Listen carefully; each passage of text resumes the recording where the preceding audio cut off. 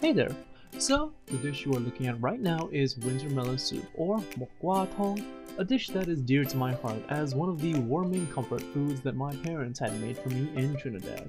The reason I had chosen this dish for my project is because of its sort of mild flavor compared to most of the dishes we often served in terms of Trini Chinese food at our restaurant.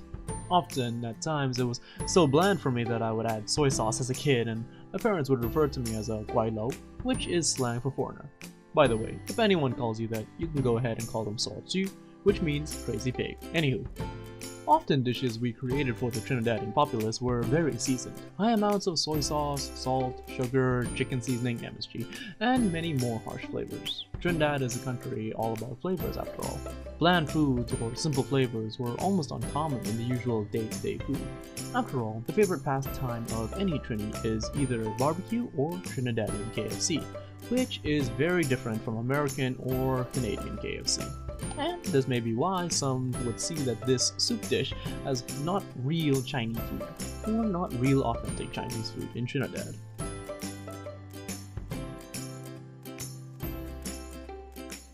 The usual conception in Trinidad is that authentic Chinese food must be flavorful. However, as Kaylin's style suggests, food often brings forth places and faces of relationality.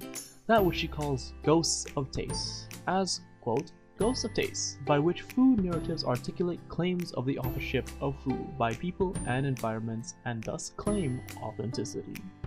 When one takes a spoonful of fried rice versus when someone drinks this soup, different familiar faces would come forth in their mind, whether it be due to their upbringing, familiarity, or lack thereof with the dish itself. Many would feel a certain relation to whatever food they eat, one way or another.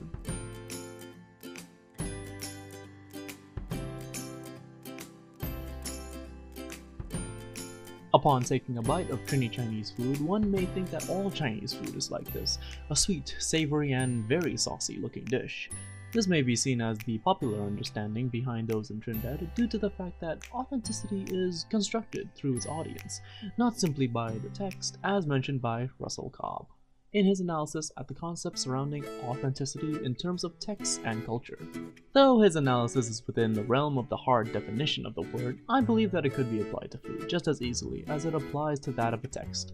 After all, authentic Trini Chinese food would not exist without a community that firmly believes it to be authentic Chinese food. Therefore, having this audience, as well as my parents constantly remind me what is authentic Chinese food, have caused a certain point of contention. After all, who do you listen to? Your family? Or the society you live in?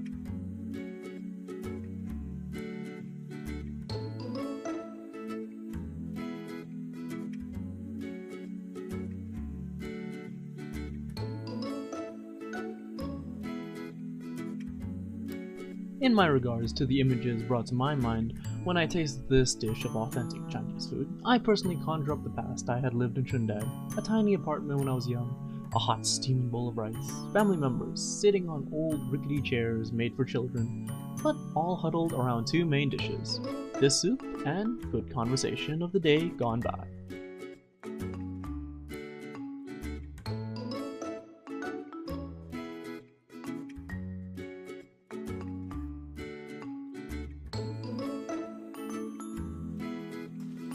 Something to also be said about the eggs used in dishes such as these.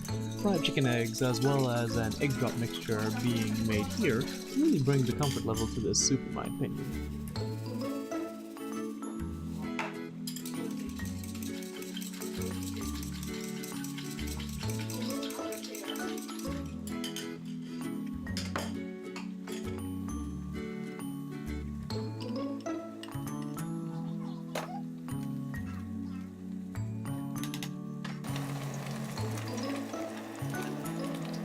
Though, do understand one thing, this dish includes 1,000-year-old duck eggs, which are not actually 1,000 years old, they are simply preserved in a way to look like that. Also, don't eat too many of these amazingly delicious creamy pockets of gold.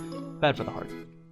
These simple ingredients could be equated to that of a comforting bowl of chicken noodle soup for someone under the weather, and in the end are what truly create the simple flavor profiles of the dish, as both eggy, slightly salty, and mildly gingery, all thanks to the fact that the winter melon itself tastes literally like water. I will admit, however, that the dish itself truly stands as a testament to that of Chinese culture.